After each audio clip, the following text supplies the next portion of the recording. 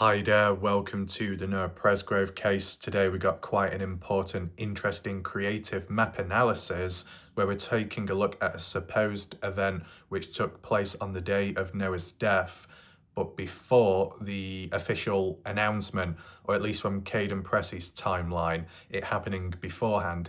And that is a witness that was on the way to work early hours of the morning, Monday, coming across a side-by-side in terms of its movement and how it appeared, almost like a ghost of some sort. That's what I want to take a look at today and present to you some additional details regarding it, and then work out the distance or the time, what it looks like visually on the map. So that's what we're doing today. The order of how we do things, I'll show you the screenshots, then we transition on to the maps. Apologies if last night, if the map quality wasn't the highest in quality visually.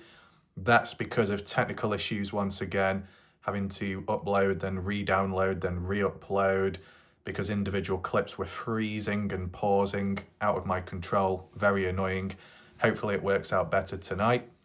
But before we go any further, I might as well just say welcome to those that are currently watching this live premiere. Share your thoughts and opinions in the live chat box on the right hand side of the screen. And if you do want to leave your thoughts down below after watching this video, whether you agree or disagree with the event, whether you think it's significant, relevant or not to the case, be sure to leave a comment below and or some questions, and I'm sure we can catch up with them in the future. I may or may not do a separate standalone video looking at the comment section of people's responses at another time, possibly. Now, if you haven't watched my recent videos, be sure to catch up because they are important and other unique areas within the case, outside of the box thinking, styles, methods done which no one else has. Top right corner of the screen where the eye symbol is, click up there, you get the drop down box with the full playlist and some additional videos too. With that being said, some people could criticize and say an event like this or what was talked about in the past stays in the past. There's not been much of a follow-up. Well, then there's a good reason to be covering it now to spread more awareness and maybe hopefully at some point get some more answers out of it, and maybe I can question things other people haven't. So we get some kind of movement, whether that to be reinforced or to debunk stuff. And furthermore, whilst yes, what we're looking at today and what's been done in the past, it's just words from people's mouths online. It's not good enough. So what else can you do besides talking? A form of action. And this time round, it's visual action and a visual analysis. That's what's so unique about this channel and the usage of Google Earth, because not really many of us do it the way I do. So with taking that in mind, I think we should begin now with the Facebook post. This on screen is the post, and it reads, "Did the semi-driver recall seeing anyone or a vehicle or a UTV?" As for the semi-driver, is that to do with the first wave of truckers or the second wave? If it's the first wave, that would be the ones Caden Pressey came across. If it's the second wave, that would be Tyler Hardy. In response there, this is where the key comment stands out. Some person called Matt says, "I'm sure they would have said by now." And then this individual, Dominga Torres, says, "One of my friends said she was on her way to work that morning, seen a side-by-side pass her on the highway around 5 a.m. or so. She remembers this because it came out of nowhere and scared the crap out of her." Now, for it to come out of nowhere, does that mean it was head-on, behind, or from the side, such as a crossroad, pulling out of somewhere? That's what needs to be acknowledged today, and we're going to try and analyse the road as best as we can. As well, just analysing the flow of traffic. Are more people going one way than another, going north, going south? Considering that there was that theme and pattern in the past by, was it Stevie Howard, Jack Newton, about traffic being low or empty based off the mini-mart cam. But that's only limited, right? Because it's so far down. What about further up north, close to the party house, where there's no cameras and beyond the highway? So, Kind of interesting. What I will say is this is just a screenshot. As for the continuation of the conversation, who knows? I'm just working with what I've got at this moment in time, okay? If you want to add on, you can. But for someone called Dominga to say, one of my friends, a witness, came across this, and it could be somewhat relevant to the case. And based off the timing of it all, who knows? Well, what I would say is, how come that friend isn't speaking themselves? Why is Dominga, like a representative, doing the talking? Why can't the witness do that? Unless they did further on in the comment section, but it is weird sometimes the way people appear out of nowhere. An additional detail on the sideline by another individual who was present at the time of, I guess, that post and conversation said, I believe she was going to work at the casino. So it was pretty close to where Noah was found. 2 to 3 miles or so. I mean, is 2 to 3 miles close to where Noah was found? Yes and no. When you look at it on the maps, it seems like a big deal in a way because it's rather vague. But once again, we're just working with what we've got. Interesting, the casino. Made a few references to it by now, where it's directly tied within the case or afterwards, or people passing by. It's come up in conversation. And as for this one, a side-by-side, a specific vehicle too. 5 a.m. I think we need to apply it to the maps right now to get a greater understanding. Here we are. So we're kind of continuing off from the last analysis that I did, while you'll see certain markers like with the river. Got rid of some because they're a bit of an obstruction. Added the new ones onto this so we don't convolute it. You got the red markers, key places of interest. So the party house, as you see here. I do have the rendering setting on higher this time, so hopefully the quality is a lot better. Roughly, we've got the location where Noah's body was found, roughly in this area. I did do an actual video where I think there was like specific coordinates and it was roughly here. So just make do with what we've got for now. Close enough, let's be realistic. We got the casino right here because that witness was on the way down to the casino.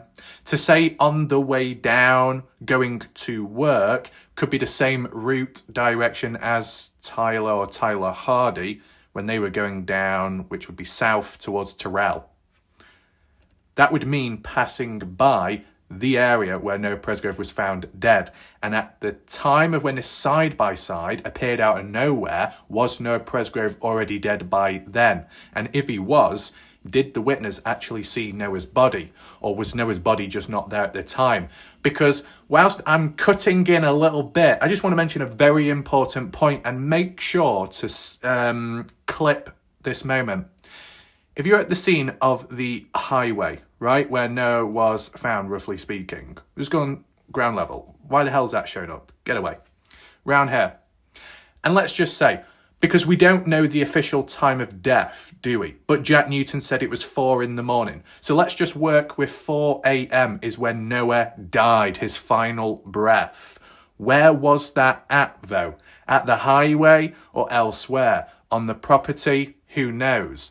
But if we knew the time of when Noah was placed or died on the highway, you could do like a bit of a time difference, as in from witnesses passing by.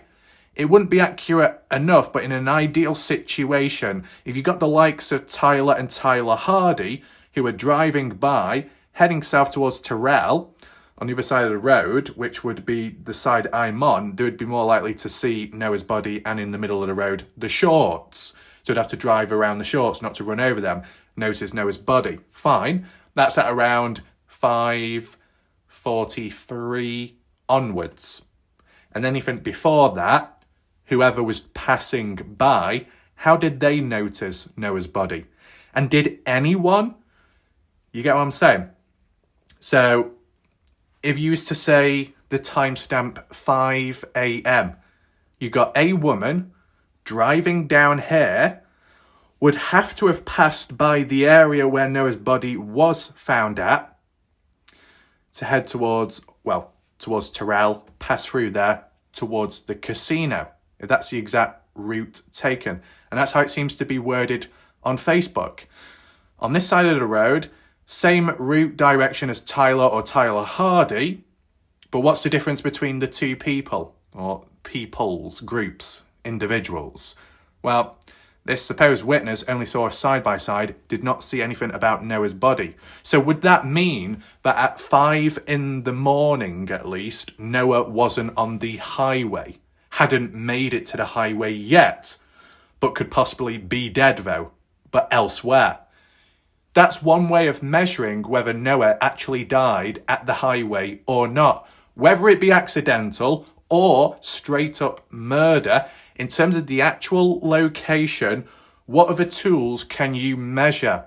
If you had a CCTV camera which showed 5 in the morning or 4 in the morning, the time of when Noah supposedly passed away, and a camera was pointing right here along the hard shoulder and there was no sign of a body, well then it would kind of link in and say, well, yeah, Noah died, but he didn't die here, meaning he was placed here later when camera footage showed Noah's body appear just like that at a later time. If anyone does join late to this live premiere, be sure to rewind back and listen very closely to the language and wording, because I can just feel it within. I can feel it within my nips that someone will misinterpret and assume or state that I'm making it out that there are cameras and that there is footage of Noah's body. I'm not. I'm saying in an ideal situation, if there were measuring tools to use within the spot of interest, the scene itself, you could determine at what time and if it links to the death and the location in the same place at the same time. And if not, well then clearly there is a form of foul play and more than likely murder, right? We don't have cameras. There are no cameras in this area. But if there are witnesses, none of which were anticipating to come across a body on the side of a highway, but at least 2 of the individuals did come across and notice a body and called in. But how many people before that passed by this area on this side of the road as if going towards to Terrell? And out of all those people that passed by this area, how many saw a body on the side of a road? You'd think no one, because no one else called in earlier. And yet, the time of Caden Pressey at 5:21, after being told by Jack at 5:15 supposedly, the guy's coming on down to the highway, already Jack's there, and already there are 2 other truck drivers of some sort. But at that time, no official call made. That's concerning, isn't it? Based off that timeline. So besides those 2 truckers, and besides Jack Newton, whoever got there first, no attempt made to call. Right. Was there anyone else before that, even earlier?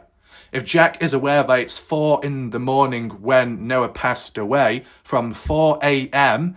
to 5:21, who else passed by this area?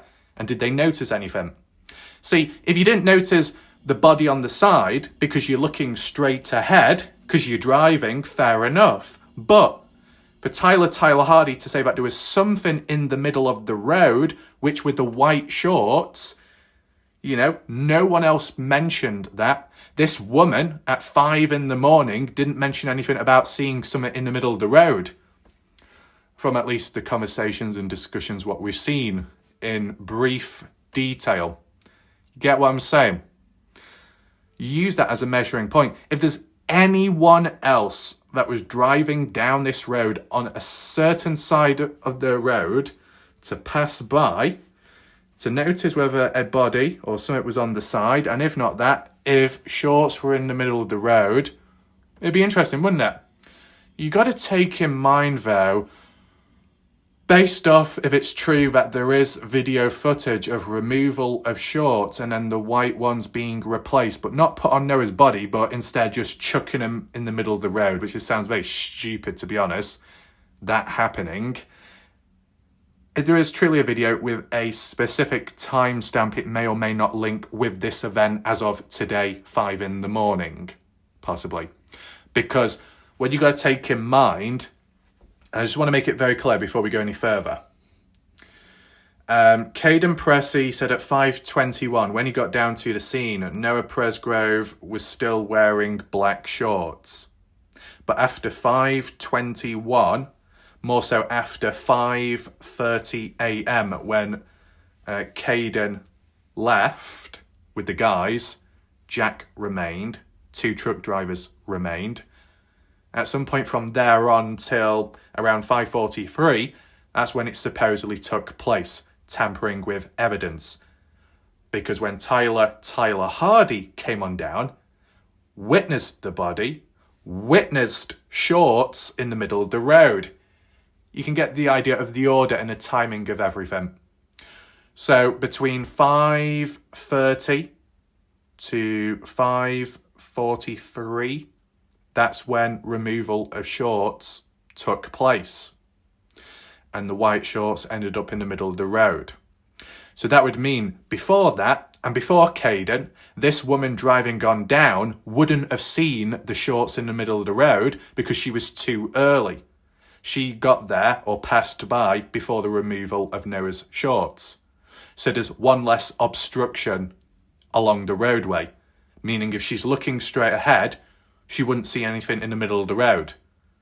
Meaning, whilst just looking ahead, not as sidetracked or distracted by what could be on the side nearby as well. So we get an idea of the order of how things may have played out. So if I just get back onto the satellite imagery, and I don't know why this motherfucker keeps popping up, that black box. Absolutely annoying. Where do we go? Where do we start? We've got to highlight as well, what are the key prominent timelines and timestamps after Noah Presgrove supposedly walked away? 3:30, yeah. 3:41 would be the next one by Jasmine Milan Snapchat post. But was it 3:41 or 4:41?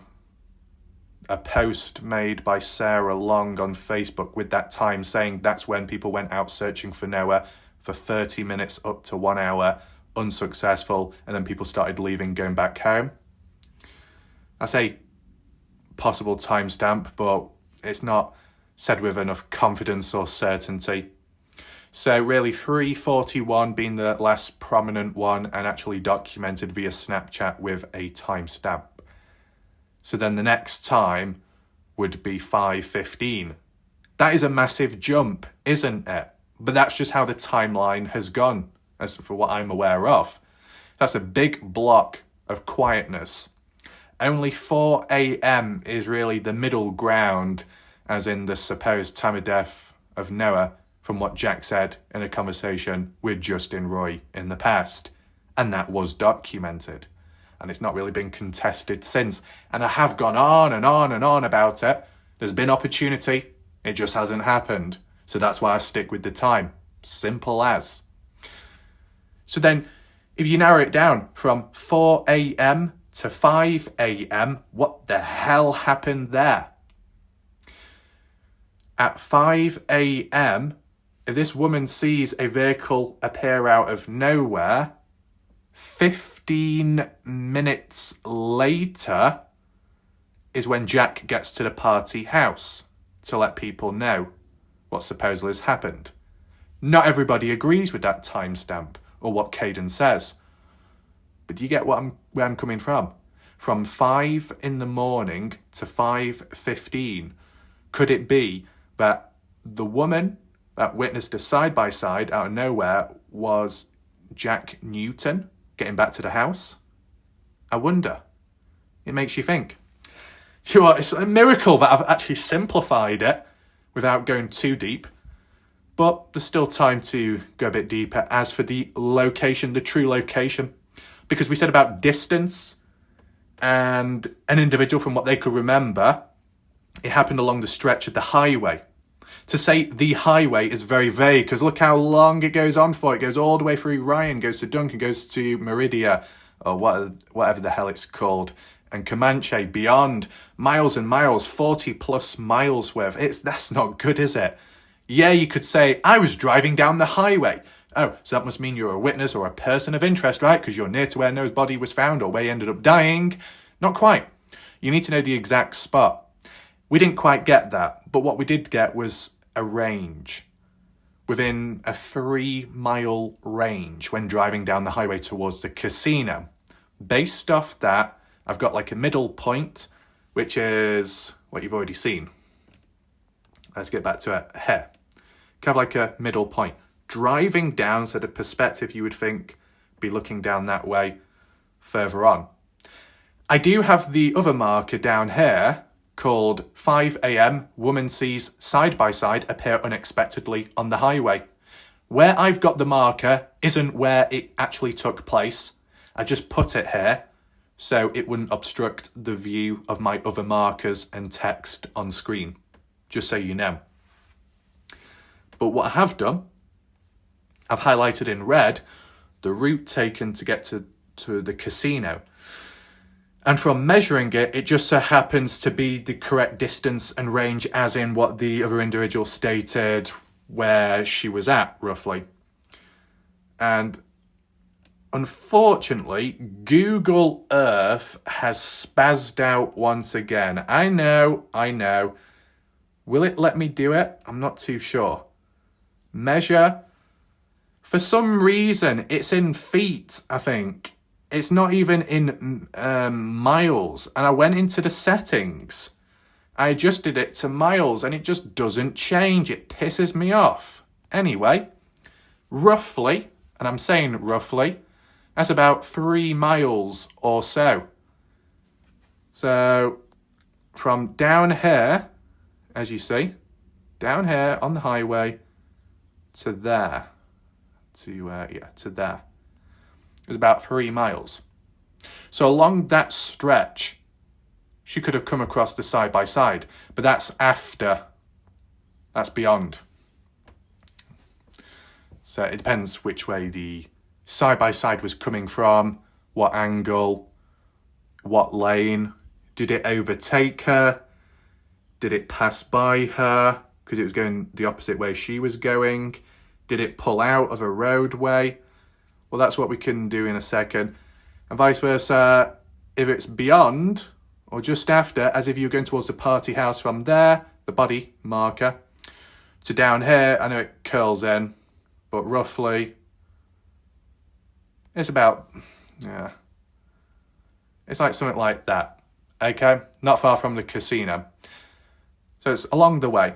And if it's this stretch, this part, it would make more sense coming across the vehicle based off the direction that's coming from, like if it was returning towards the direction of the party house, or if it was leaving from the party house towards the highway zone where Noah's body was found, the timing of it, or no, more so the direction it's coming from, could determine if it's relevant to the case, relevant to the partygoers or others involved, maybe. It can determine whether they're coming or going, disposing, or going to tell the news about the death of Noah, maybe. So, let me show you what I mean.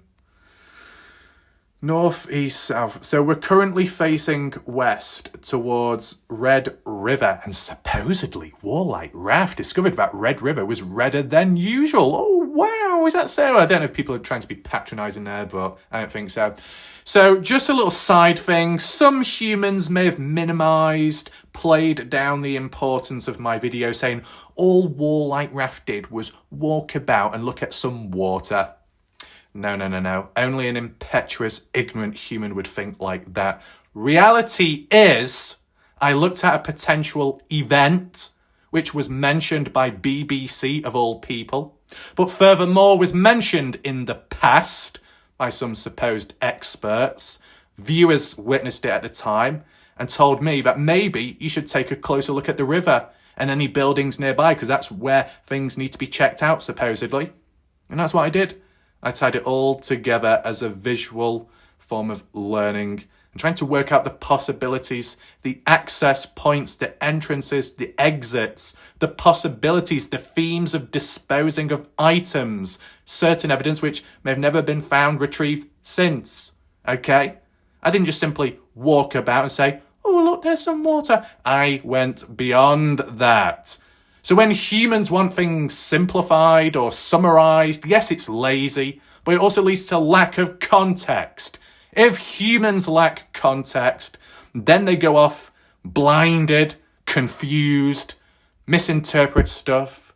Misunderstandings can lead to tension, friction, gears grinding, and drama and conflict. Tough shit. If people choose that route, if people choose that route, then not much I can do about it. Humans will become a lost cause. As for me, though, last person standing, I've still got videos to make. I've still got map analysis to do. And that's exactly what I'm doing right now. Okay? Let's continue. So, we start off with this section. There's a split, okay? The split is so we can measure this part of the 3-mile distance facing north, as if you were, was this by the quarry? No, it's not. This point here, what we saw last night was where those gates were, where I think it said G and G, and it looked like it was going towards a farm of some sort. But this stretch of the highway, just before coming down to, pass by the body of Noah, whether the body was there or not at the time of 5 a.m., we don't know.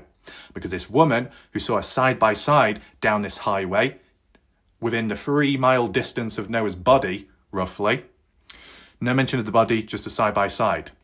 So was that side-by-side coming or going from where Noah's body was at or would have been placed at? This stretch, we are looking the opposite way, so maybe we need to start from the top and work our way down. So no, I'm not a drunk driver. Well, first of all, I don't drive. But in terms of this point here, it looks like the marker's gone onto the railroad tracks. Oh, God, what am I doing? But clearly, you know where I'm coming from. But this red line is supposed to be on the highway itself. I just went a bit wonky, okay? A bit of a wonky donkey, but it doesn't matter. So you're looking this way. You're driving down. How does a side-by-side appear out of nowhere? That's the first thing we've got to try and understand. If it's misty and there's deep, dense fog, you can't see much ahead of you, the stopping distance, the lights, you just can't see shit. And then out of nowhere, boom, you go right into the back of a side-by-side? No, doesn't seem to be the case. On the other side of the lane, it appears out of nowhere. Did that? Nope. It didn't seem to be foggy or anything like that, but it would have been somewhat dark, because even Caden Pressey said it was dark, and he was referring to 5:21 onwards. We're talking about 21 minutes earlier when Caden Pressey was still at the party house asleep, but a woman going to work, the casino, Pastorelle, coming down this way, heading south, came across a side-by-side out of nowhere. Sometimes when you hear the term out of nowhere, it sounds more directional based, left or right, diagonal. It swooped on in. The monkey jumped on down out of nowhere and took the banana or the bag of nuts. Give me my nuts back.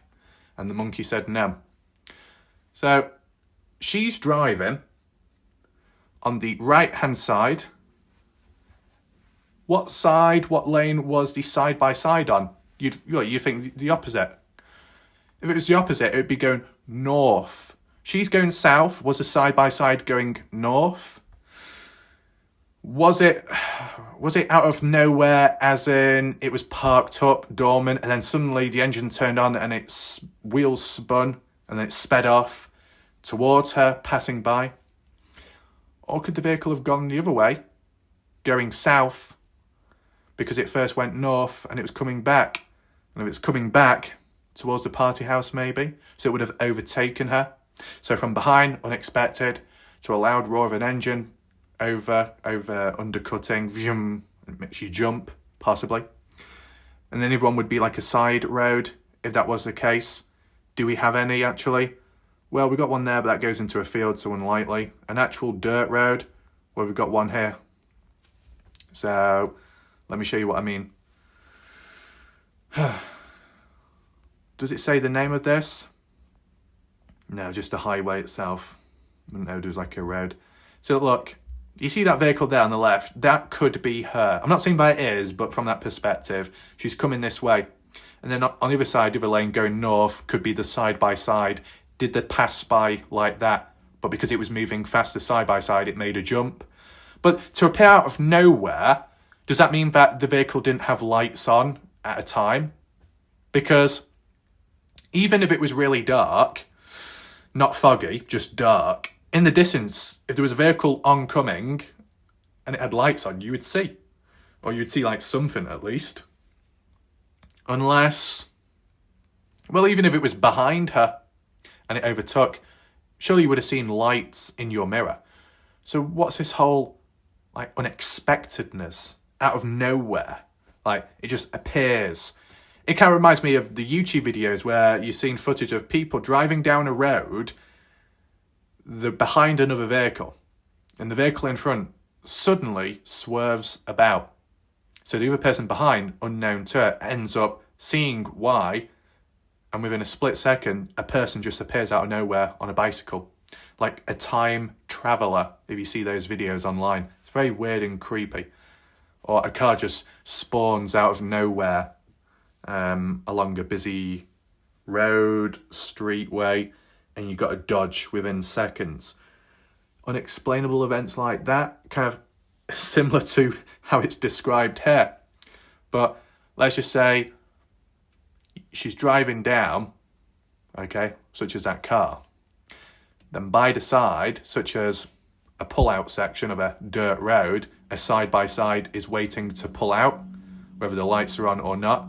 And if there is a bit of a blind spot somewhere, whether that be the vegetation or not, as it pulls out, whether it crosses over or it's heading north, as she's driving by, you know, they kind of like pass, but it's so sudden and it makes a jump.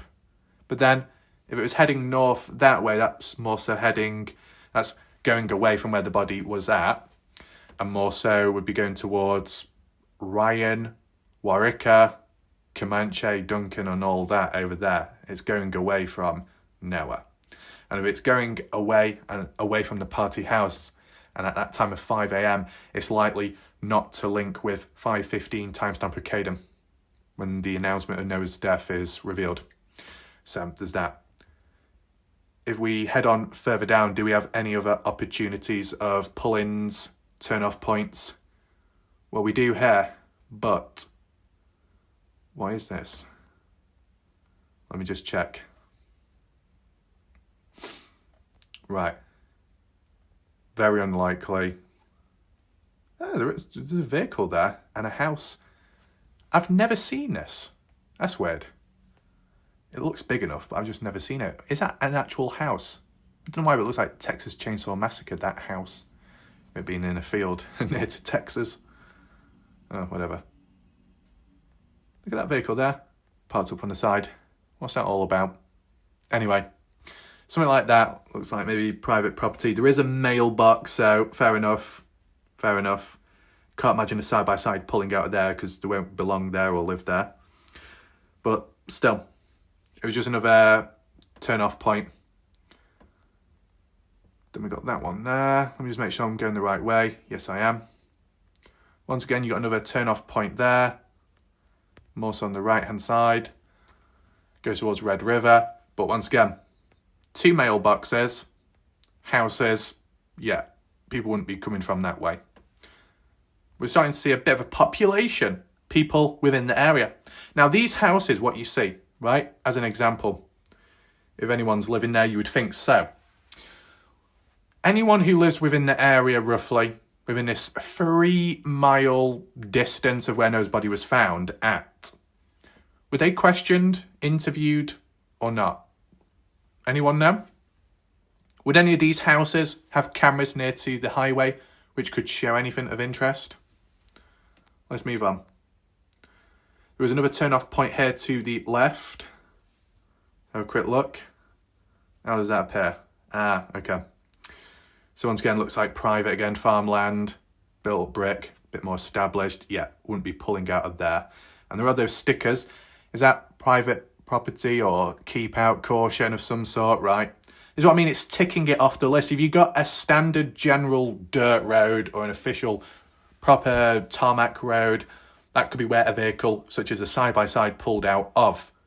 But we've not really come across any more since. I think we only came across one, and that was earlier, further back north.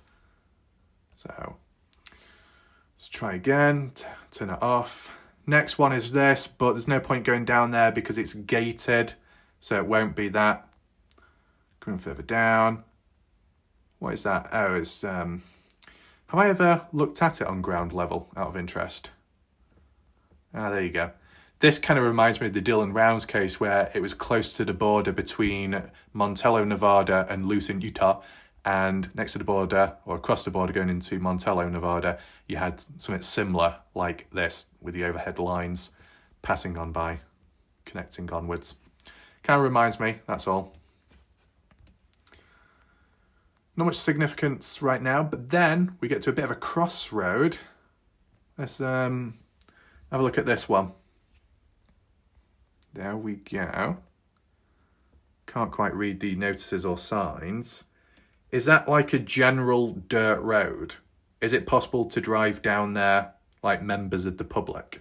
Because if so, could the side-by-side have pulled out of here? And if it did, still, Noah's body, I believe, is still further down that way. So for a side-by-side to be relevant likely to the disposing of Noah Presgrove, or even just the announcement of Noah's death, would mean the side-by-side would have to pull out, go over the lanes, and then drive down that way south, which would mean overcutting maybe the female witness who crossed paths with the side-by-side or close to. Unless she drove by first, then the side-by-side pulled out of nowhere and then overtook her, and that's what made her jump, maybe. I'm just thinking. Patchy. What's the other one? Oh, yeah. Once again, no, not this one. That goes into more of a field. RR Railroad Crossing. Okay. So we've got to continue on down this way. Turn the marker off. And there's no more turn off points once we get to this area of Noah's body found and we get to the end section of that mile marker, 3 miles. The next line, what we move on to, is the next 3 miles onwards south up to the casino. So was it before this part of the route or after where she came across the side-by-side pulling out or overtaking? Appearing out of nowhere. Appearing out of nowhere, you wouldn't have heard it. I mean, really, to qualify that would mean you didn't hear it, maybe because the engine was off, the lights were off, you passed by it, or you're approaching it, and then suddenly whoever in the vehicle panics, maybe, or decides to set off, and it's so abrupt, but you haven't got time to really think or comprehend it, so it does make you jump. That's a way of looking at it, I guess. Right, so let's just repeat the same process, but we'll start here now. Work our way down. What's the nearest turn-off point or roadway, which may cross paths with the highway? Well, it just so happens to be here. On the right, inaccessible, because that appears to be the quarry area, if I'm correct. Is it? No, maybe not. Let's just see. Oh, no, it is. I didn't go far enough. So it wouldn't be on the right side. It would have to be on the left. And that could well be another turn-off point. Looks to be a dirt road, which you probably could access if a side-by-side pulled out of there. If a side-by-side pulled out of here, to get to Noah's body would mean going so far down there. Okay? So when pulling out, you'd just be on the other side of the road. So you wouldn't be colliding with a vehicle like this, but if she was driving down and it pulled out, She may have not expected it because she was distracted or just straight up looking ahead. But why would a side-by-side be pulling out of here? It's not quite relevant to the party house as for the direction and the road it's coming out of. It covers some distance, that. I know. But I'm just basing it off possibilities, and it would be more appropriate as if the vehicle was going that way, because onwards is where Noah was found at. Was Noah already there? Or was that side-by-side going to place Noah's body there? And that's why this woman didn't see Noah's body, because she was earlier. That's what I'm trying to put across. And we'll just, whilst we're here for the ride, we'll just keep on going down. Because I believe the next turn-off point just happens to be the party house. You should be able to see it. And it's funny because we call it the party house, but there's more than one house, right? Okay. Just jump ahead a little bit. It must be going through the different seasons because of the brightness. And there you go. You should be very familiar with it by now. That is supposedly abandoned. Yeah, it looks abandoned. My question would be, who lived in it? And when was the last person lived in it then? Sounds like a waste just to leave it like that. Then you got the main, well, I don't know if you call it the main house, but the party house in the middle. And then further on beyond, you've got another place of living, or once a place of living. Now, even now people may not say it's that relevant, you can see like a lot of marks. You see all those marks on the ground, so vehicles have come and gone with time. This street view, the date of it, I really don't know. I don't know how close or far away it is from Noah's case and death. But just out of interest, you know, that black tread, a wheel spin, a skid, is that when pulling out or coming in? Probably when pulling out. And the angle of it would suggest it was going towards Terrell. So if you've got a vehicle waiting to pull out, cars coming down this way, you're timing it, you speed out, wheel spin, and speed off. How relevant to Noah's case? Not so much. But the possibility of a sudden start, revving your engine, speeding off, was rather a form of urgency there. Whether that be the timestamp between 5:30 to 5:43, when the removal of Noah's shorts took place at the highway supposedly, and the white shorts were dumped in the middle of the road? Was it the process of, right, quick guys, we've got to get on with this, remove the shorts, replace, oh no, there's a vehicle coming up ahead, we can see the lights, shit, just throw the shorts up, who cares, and drive off, get away. Obviously Tyler and Tyler Hardy did say that they saw no one at the scene. So you'd have to have been a distance away, because the closer you are, if you're the truckers, or like a Ford pickup driver, if you're closer to where Noah is, and there were still some people there doing some unfinished business, you would have seen it. And because they didn't see anything, as they claim, they must have been further away, and maybe anyone who was present at the scene packed up quick and left. There's that. The theme of a side-by-side appearing out of nowhere, out of the side of a road, overtaken, or even on the hard shoulder. What's it doing? Why does it appear unexpectedly? Was it in a rush? Were they startled by the presence of a woman coming down so early? Because it wasn't expected that there'd be much traffic. And it startled whoever. And of course, you've got to ask yourself, what colour was that side-by-side? Who knows? Did anyone say it was white? If it was, maybe it would hold some significance somewhere. For it to be a side-by-side, maybe familiar or normal in the area, but more relevant to the case of Noah, considering. Now, if it's beyond down that way, we might as well get out the way now, because the further away it is, it might not feel as relevant or as close.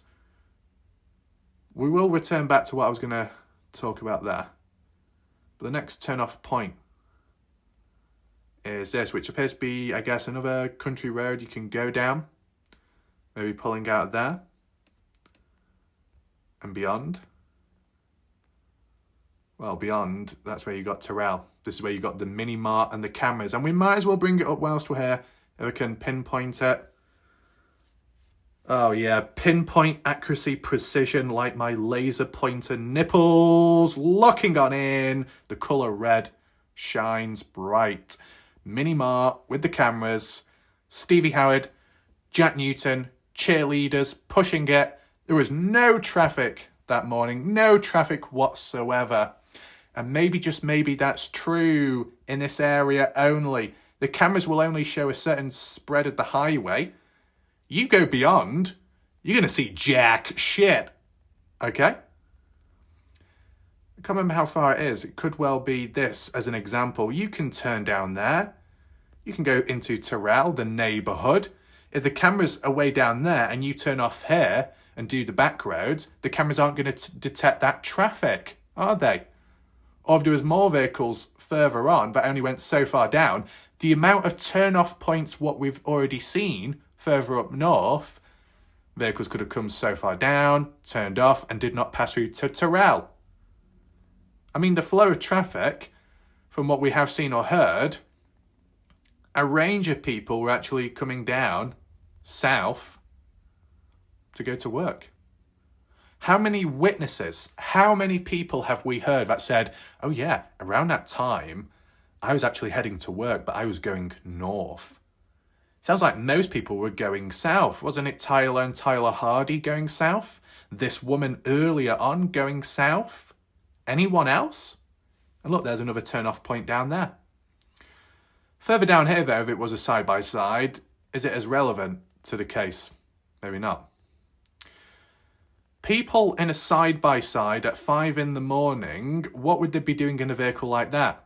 And who would be in it? And what age range? Unfortunately, we don't know, but if we did, you could try and figure out and say, well, maybe it's more so younger people. Why would younger people be out there at that time then?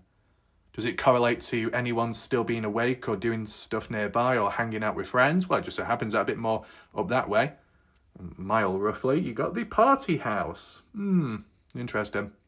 However, what we didn't do is acknowledge it that a part of that 3-mile distance, it goes all the way down here close to the casino. So from the looks of it, that woman made it safely to the casino and it was all okay. And that woman, that witness, well, her friend was the one, Domingo, that decided to reach out on Facebook. Why couldn't the horse's mouth do that then? Would have made more sense. If you're the witness, you should be talking about it yourself to some capacity, not have a third-party representative. But then again, the theme has passed on with time from the opposition and beyond. It's happened there too. So once again, this casino pops up in conversation.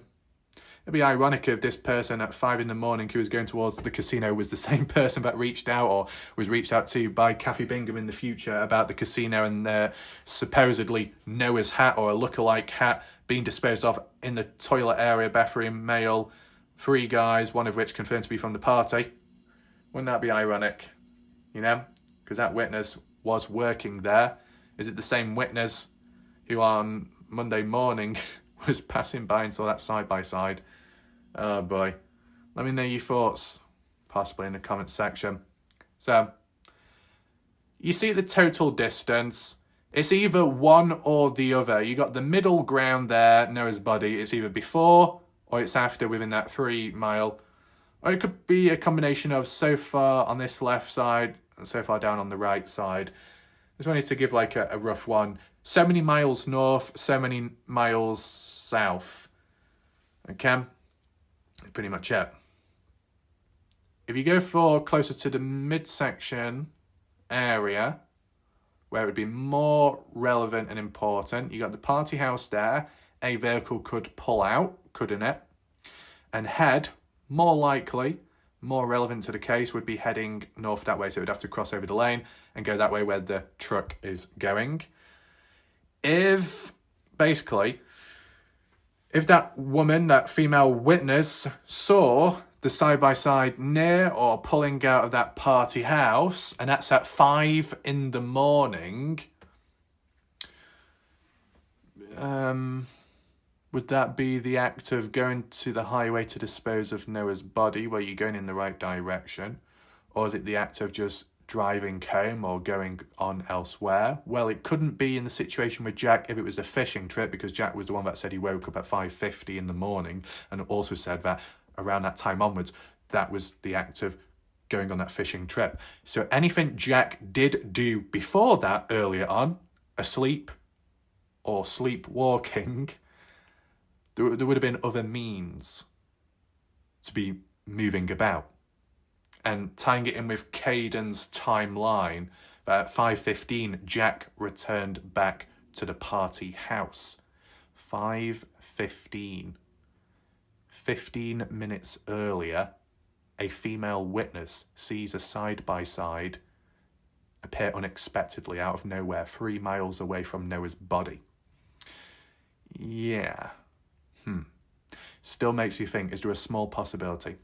What I would like to know is, and I don't know if anyone can confirm it, let's just say Caden Pressey's timeline is correct. I know, people, some out there are going to be whining tough. I'm trying to make sense of it. If it's true that at 5:15 Jack returned to the party house to announce the news of Noah's death, what vehicle did Jack Newton use to get from point A to point B? What vehicle was it? His Ford Ranger or his side-by-side? If it was Jack's side-by-side, let's just say, it could be more relevant to what that female witness saw. Could well be the same person. Does it take 15 minutes to get from one place to another? I guess it depends whereabouts she would be. She would have to be maybe higher up the highway in order to come across the side-by-side if the side-by-side was going towards the direction of the party house to time it all as for the 5:15 timestamp. If it was actually going the other way towards the place of the body, within that timestamp it wouldn't match with Caden's timeline of the 5:15, because it'll take what? How long did it take? 10 minutes or a bit to get from the house to the scene? And then obviously if you used to stick around a little bit to take it in or process for whatever reason, to then head back to the house, 10 miles there, 10 minutes there, 10 minutes back, it's got to make sense with Caden's timeline and this woman's timeline if it's to be the same vehicle and the same driver behind it. I don't want to go too deep or confuse the situation too much, but I'm just trying to work out who else could be in a side-by-side at 5 in the morning and how relevant is it to other timestamps within the Noah Presgrove case. Noah, by that time, already walking off, not returned back to the party house. Jack said online in Facebook chat, Noah passed away 4 in the morning. So from 4 in the morning to 5 a.m, what happened there? If this woman at 5 in the morning didn't see Noah's body on the side nor the shorts, because the shorts were later, then had Noah's body been put at the highway there yet or not? But Noah's body would have to have been placed at the highway before 5:21, because at that time onwards, Caden got there and saw Noah's body on the highway. So you got from 3:30 to 5:15, 5, yeah, round about them. Interesting.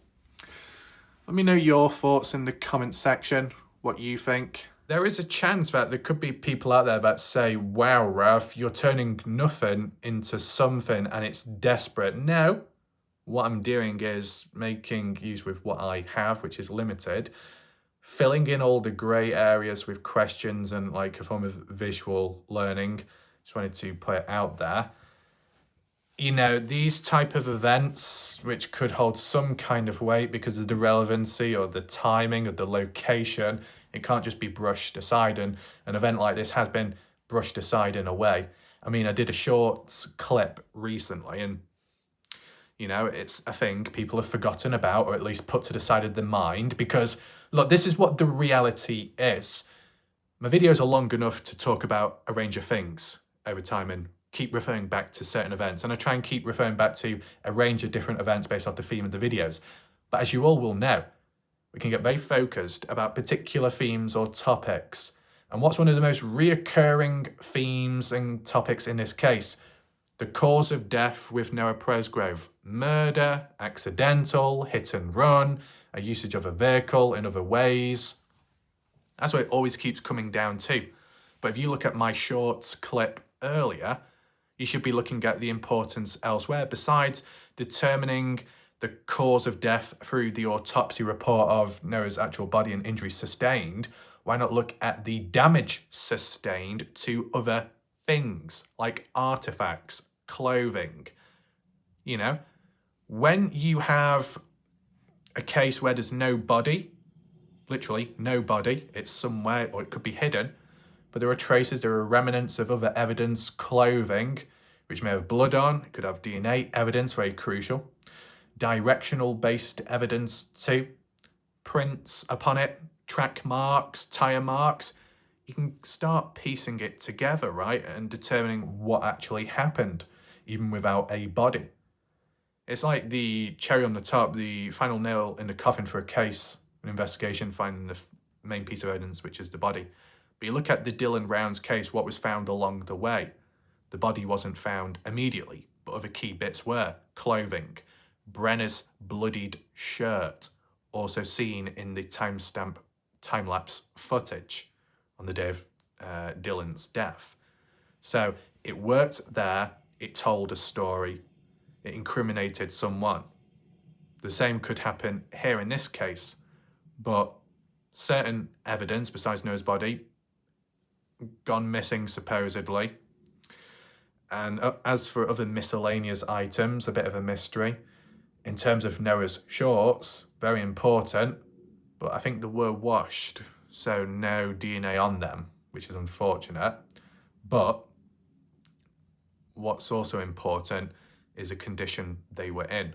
And if you want to learn more about that, be sure to check out my shorts video earlier, which is captioned as well, word for word. Top right corner of the screen where the eye symbol is, you'll be able to find it up there. Let's just lock in for a second if it's a bit fuzzy. So things like that can tell a story. Yes, you've got the body here, you've got an autopsy, and you think, wow, case closed, that's good enough, rich evidence and detail. Obviously, it doesn't seem to be enough. For some people, it might be enough, and it might be screaming you in the face saying, this is exactly what happened, but in terms of officially speaking, it doesn't seem to be enough. Not enough has happened since. So if you used to look at other items and material, the condition they're in, the evidence or the stories they hold, it could reinforce with the autopsy, or it could differ. That's what needs to be addressed and acknowledged. But because a lot of people are caught up and focused on the cause of death through the injuries sustained, people may neglect the other items and clothing and damage. And in terms of this particular event of a woman, a witness seeing a side-by-side, which is kind of interesting because at the party, it just so happened to have side-by-sides from there.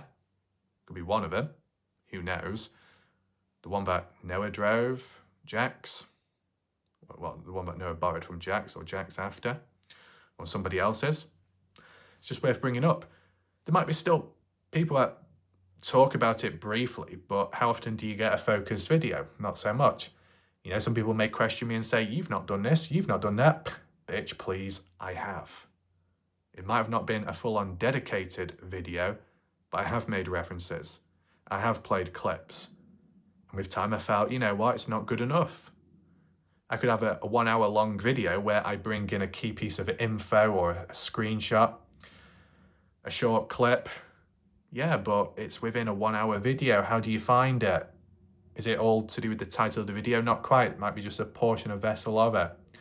Let's do a standalone video, short or long, all focused and all concentrated on one thing. And that's what I am trying to do. And I've demonstrated that in a short format earlier. I'll do the same again another day.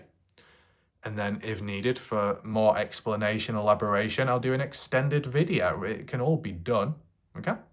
So, with that being in mind, hopefully you found the video somewhat interesting. Be sure to hit the like button. Feel free to share this video. I think there is only one last thing to say. That is not goodbye, but more so, hello. Excuse me.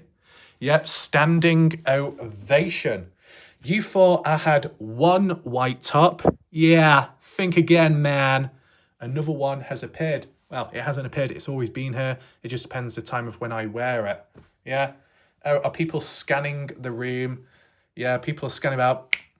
Attention, attention. Do not get distracted. We still need to talk. Oh my God, the ginger cat has appeared out of nowhere as well. This is such typical timing. I bring the cats to the yard. With what? Milkshakes? Nope. Who knows? But you know what it's time for? Prediction time. So what's a prediction that I made and I got right? Warlike Wrath, last person standing on certain platforms? Yeah, pretty much. Said it from day one, implanted in here, ingrained, it happened, simple as. But it just so happened that I was right a second time round because it was a second wave. So I got that right. People stepping away, people walking away, for numerous reasons, fair enough. I've still got videos to cover. I've still got video ideas and bullet points. What I've done in the Dylan Brown's case is exactly what I do here too. Single-handedly keep cases alive for as long as I can, for as long as there are things to talk about practically and without it being done in a forceful way. So it's natural. One prediction proven 2 times. What's my next prediction? My next prediction is, it's okay being the last person standing, but when you're the last person standing, it means all eyes and attention on you. So all the people that had gay obsessions with me in the past, ghosts from the past returning, and other cretins along the way, whingy whiners as well. You know, it's like homelessness. Oh no, no one else has got anywhere else to go anymore. All we have now is Warlike Wrath and we don't like him, but what other choice do we have? Oh, I'm very flattered, thank you. Please come. No red carpet though, no. And not even through the front door. Not even through the back door, don't even deserve to use the back door. Just look through the window, do something. But the Noah's Ark effect, predicted in the Dylan Rounds case, predicted once again. It goes to show it does not matter what case it is. If it's true crime related, there's a pattern, theme and trend with humans over time where they migrate to, they come, they go, their presence, their appearance. Is it a problem though? For most part of it, no.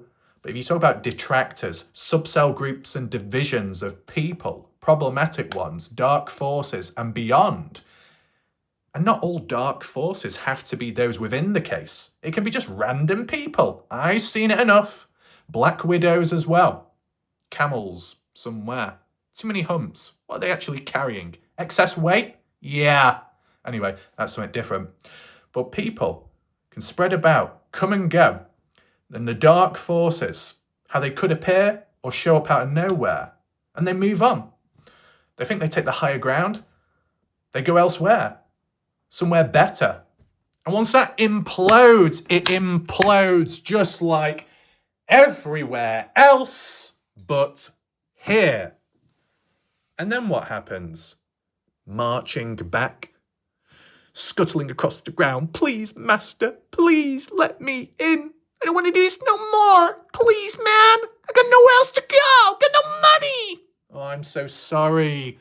I'm too focused, covering stuff. If you want to listen in, feel free to do so. But you expect to be welcomed back or given free grapes or bananas? No. That's not going to happen, piss pots. Okay? So, Noah's Ark effect will happen, can happen. Detractors and other darkness can return back. Does it ruin everything? Maybe, maybe not. But I wouldn't say in the same way as the Dylan Brown's case, that was something special, but not always for the right reasons. It's not the end of the world, don't worry. And it will be somewhat under control here. But furthermore, what's the next prediction? What's an actual prediction that can be implemented right now? The bidding war. What does that exactly mean? You don't need to know too much, but with common sense, a bidding war, you got different people left, right and centre, pulling and tugging and shoving and pushing, some tugging a little bit more and others a bit harder. But nevertheless, why? Well, you construct it all together. You got the foundations. The foundations is a platform, which is YouTube itself. And then the building blocks upon that is an established channel with certain statistics. And obviously a channel with more subscribers will be seen as more desirable and people will flock to without thinking too much. You see a channel bigger and better, you'll be thinking, well, they must know more. Because they're more successful, then they can have more success within a case. I can still be considered on the smaller spectrum. And when I say spectrum, I do not mean that psychologically speaking or physically. I'm talking about statistically. I'm on the lower end of the spectrum because there are still other channels out there bigger, over 100,000 subscribers, that technically will have a bigger impact on this case. But in fairness, another decent big size channel would be Bedtime Crime Stories, over 42,000 subscribers. If anyone wants to check out that channel, it's got like a black profile picture of, I think, a witch on a broomstick, if I'm correct.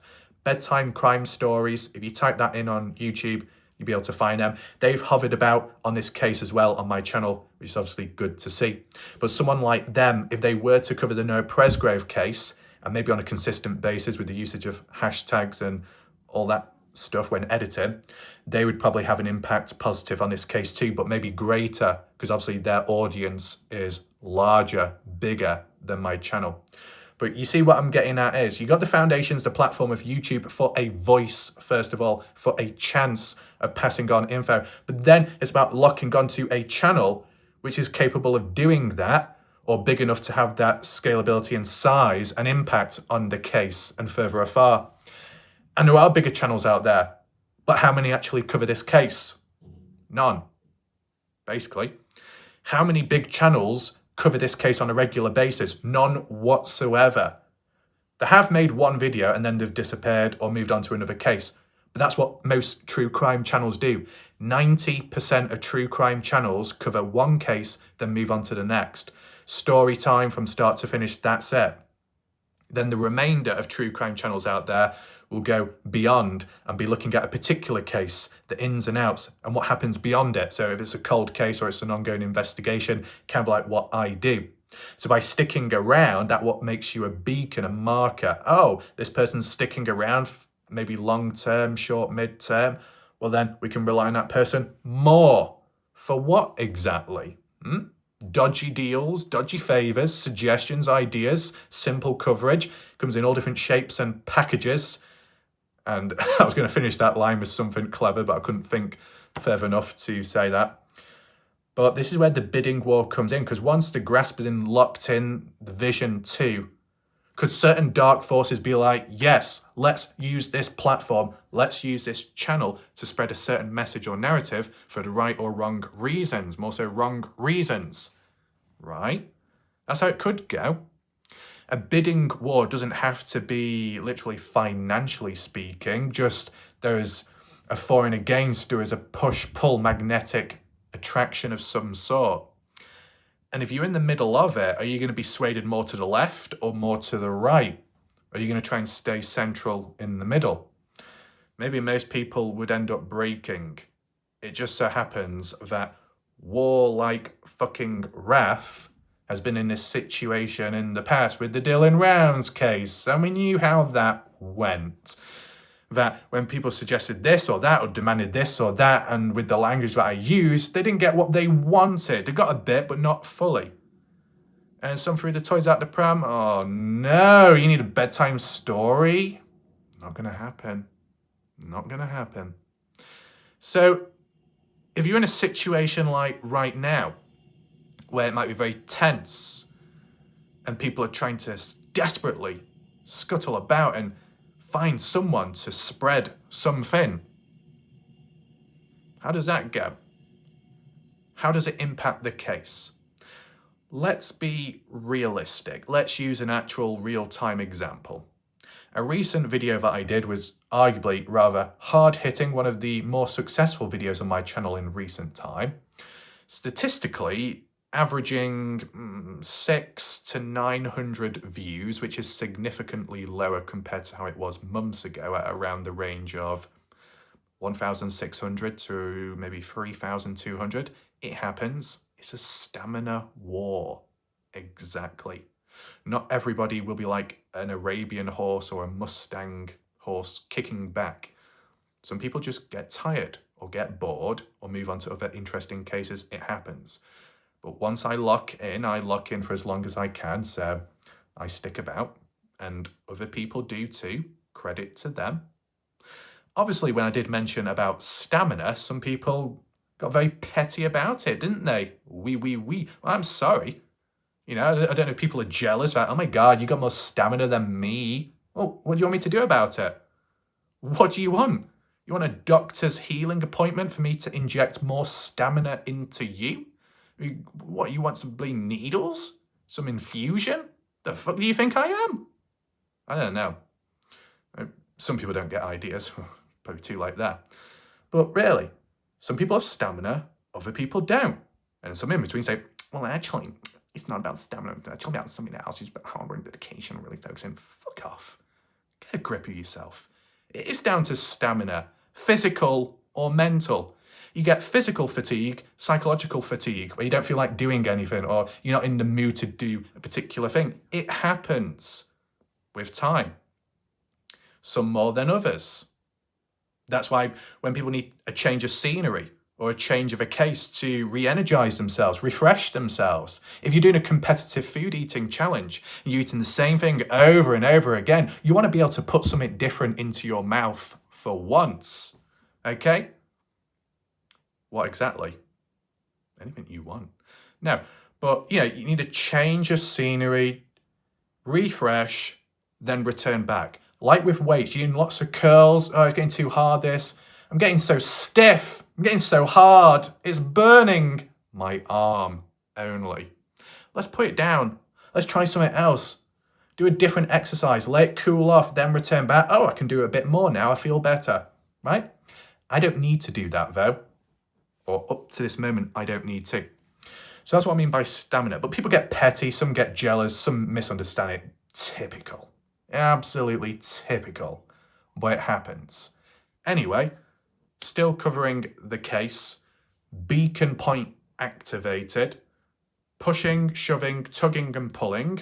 Not by anyone specifically, but it can happen. And if it was to be an example, it would be that harder hitting video that I did do in recent time, looking at screenshots and some never seen before. Certain individuals maybe not too pleased, fair enough, but the majority of the humans present were. And that is by both sides. What I have done is something no one else has really been able to do for a while. Let's put it that way. If it really is true that early on within this case, such as on Facebook, you had these communities pages, and even if it was on the family run one, where you had party goers or parents of party goers communicating all together in a neutral way, and it was actually working out just fine, as roughly quoted by Justin Roy and Partners in True Crime months ago. And then that's when things went wrong, and then people started blocking one another or getting kicked, and pages and posts being deleted, then a bad taste being in people's mouths. Complete disaster, right?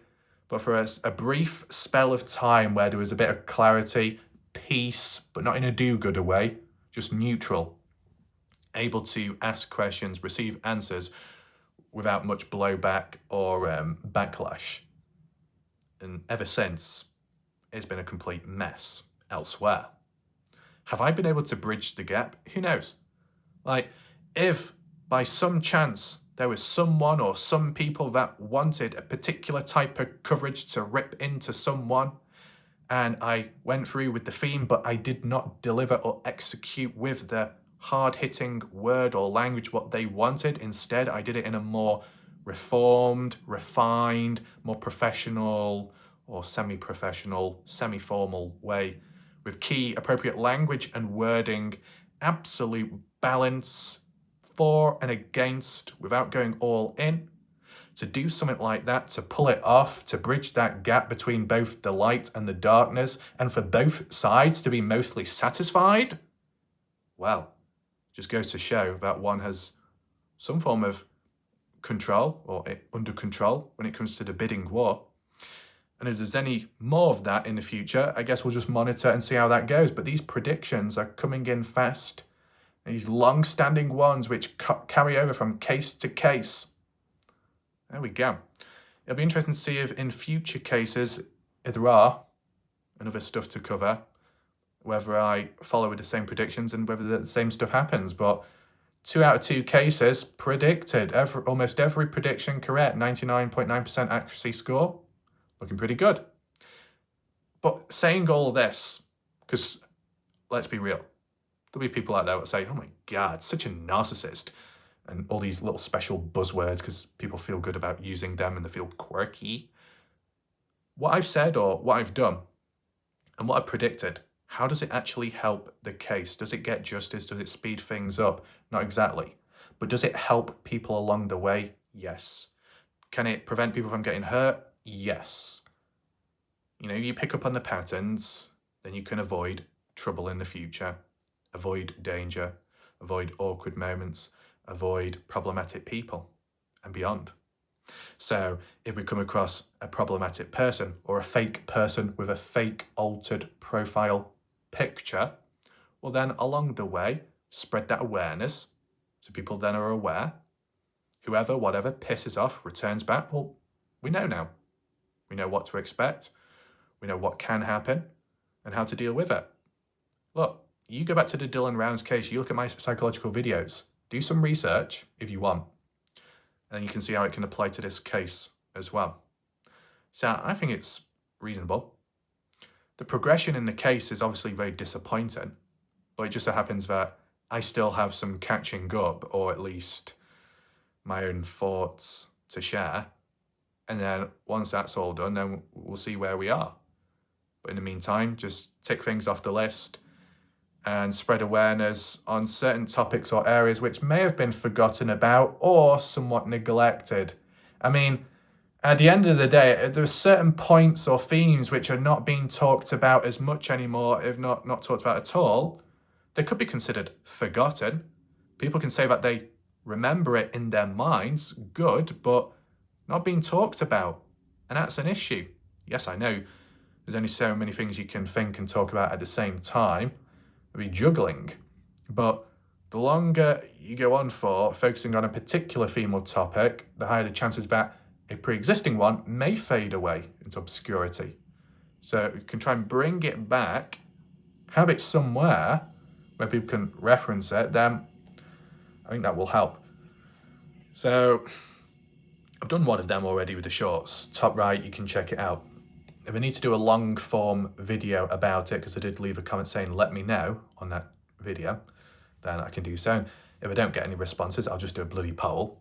And then the same can be applied to the argument situation, like a standalone event with another clip, to highlight and raise the importance behind it. All these different events, the more events that are present and the supposed events as well, there's a lot of juggling about. If there's only like 1 or 2 events, side-by-side rollover, shower, and then death, easier to work with. But it's not just that simple. There's many other things in between and overlapping. So it's what leads to a bit of confusion. And when things overlap, it can overshadow stuff. So I think that's what's happened here. But if you break it down bit by bit, you can separate it all so it's all in the light. And then we'll see how people react to it. But I think that'll do for now. Thanks for watching. Feel free to share the video so more people get to see it. Spreads that awareness, keeps the case alive, and that's pretty much it. My name's Warlike Ref. I'll see you next time. Goodbye, good night for now.